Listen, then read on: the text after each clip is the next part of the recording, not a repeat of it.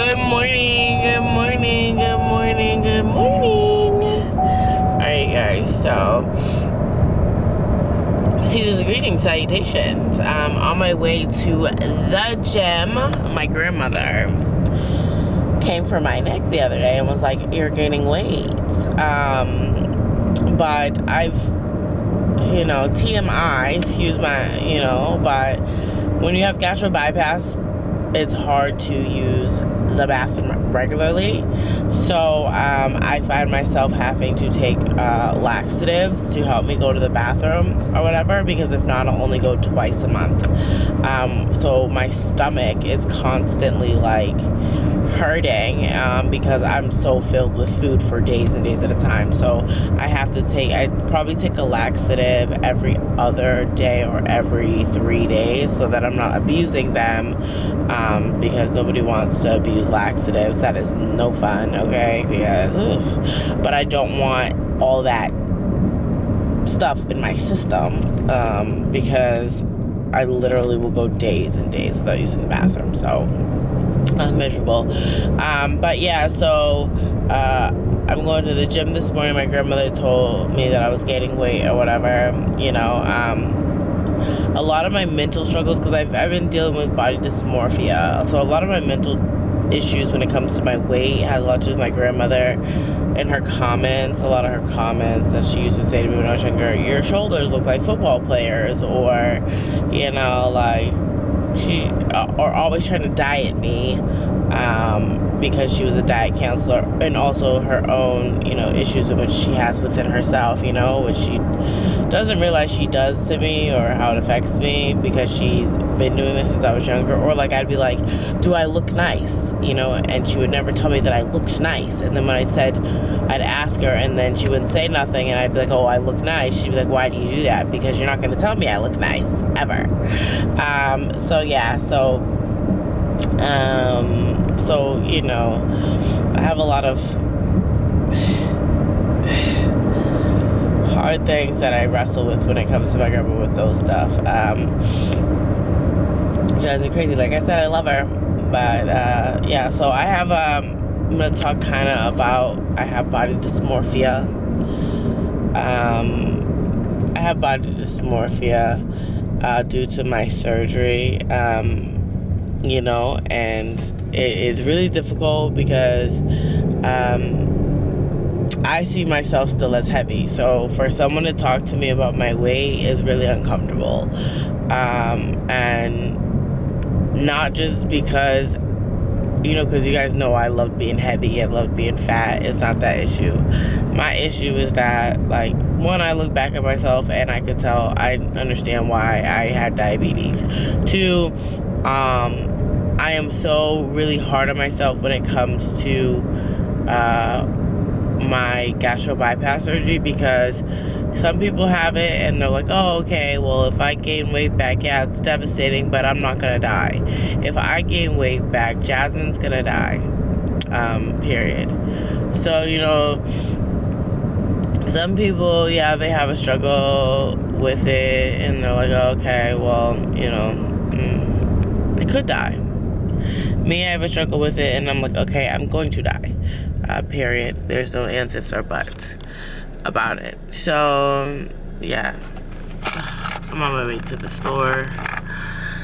I am stupid. Oh gosh, sorry. I'm like downing myself, and I forgot to get gas. I just passed the gas station. I need to get gas. I literally have 54 miles, but I guess I can get it when I go back home, whatever. That's another thing. I think I beat myself up a lot. I think I beat myself up a lot, and I could edit this and take this out and like sit there and act like I don't beat myself up a lot, but I do. And it's not just with my body, it's with just making sure that I do things right and accomplish things and do it all the way it needs to be done. I work constantly, and I'm constantly working, and I'm trying to work out, and I'm trying to balance the schedule, and I'm trying to be everything that I need to be And so I'm super, super hard on myself. And, you know, because I just don't want to fail, you know. I just don't want, you know, but I know where that comes from, again, being a teenager, and people just telling me that I'm always wrong, no matter what it is that I did. Everything I did was always wrong, Jasmine, you're wrong. Everything you do is wrong, Jasmine. You don't do nothing right at all. And so I'm just trying to do it right, and I think I beat myself up so much because I think mentally, and if you think about body dysmorphia, it's a mental struggle.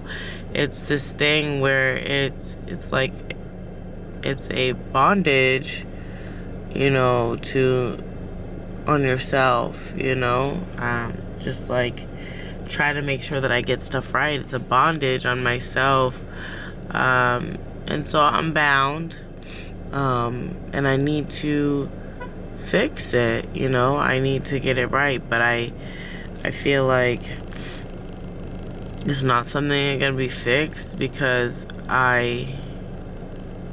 you know, when I look at my life, I start to hear people, you know, like, not like, oh, she hears voices, but you hear the comments that people have made over the years that deter you, that bring you down, that make you want to strive to be everything that you want to become, because you can hear all the destructive things they have let you know about yourself over the years and how horrible a person that they think you are.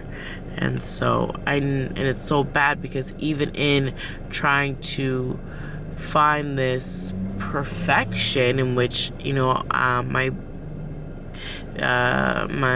new logo is the Imperfect Life of Jazz. Even in trying to find this perfection, I can't find it, and I can't even be that. But still in the back of your head, you're like trying so hard to be perfect or get it all right or achieve everything and not fail and constantly win, because you don't want to hear it again. You know, you failed your marriage, you couldn't have kids, you failed at trying to have kids, you failed your teenage years, yeah, you dropped out of college because God asked you to, but you still failed. You know, it's like, you know, and I mean, God told me to, so it's not like I failed, but to the world and society, it looks like I failed, you know. So it's like, it's so hard, you know, to try to, but then you have to remind people, like, and then it gets worse because you try to remind people you're not perfect, but because you live for Christ, then they're expecting you to be perfect and not have shortcomings, and you do, and then they're waiting for the fail. It's a lot of pressure. It's a lot of pressure. That's why I don't even care about sharing my life anymore, about telling you guys my failures and shortcomings, because people are waiting for it anyways. Why be embarrassed when they're just waiting? Might as well just tell you myself I failed. You know, I didn't do good, I didn't do right, I'm failing here, I have an issue here, I have a problem there, because regardless, you're going to be watching and waiting for it, because people live off of that. They get a high off of watching other people fail, or you know, have a struggle or a problem or something that they can't overcome, that they can't beat, or you know, they love, like I said, I have body dysmorphia, and my grandma just loves to remind me, oh, you look like you're gaining weight, because, oh, you know, like, she watches everything that I put in my mouth, like, that's so disgusting, like, that is so gross, that's so gross. But she also watches every penny that goes into my pocket as well, so, you know, and she's just a Jasmine watcher, you know. I don't know how sick, twisted it is. I love her, but it's sick and twisted, you know. I just don't get it, but I love her, but I don't get it. I don't get it. Mentally, I don't understand it, you know, but it's the world. It's just, you know, it's just not just her. It's the world. The world does the same thing. They watch, and they're like watching everything you do, everything you eat, everything you say, everything, whatever. And, you know, they're just waiting for your destruction. They're just waiting for you to fall apart. They're just waiting, you know, like, for you to fail. And I think that's a lot that has to do with my body dysmorphia, because if I gain my weight back, I would have failed, and I can't afford to die. If it makes sense, I don't know.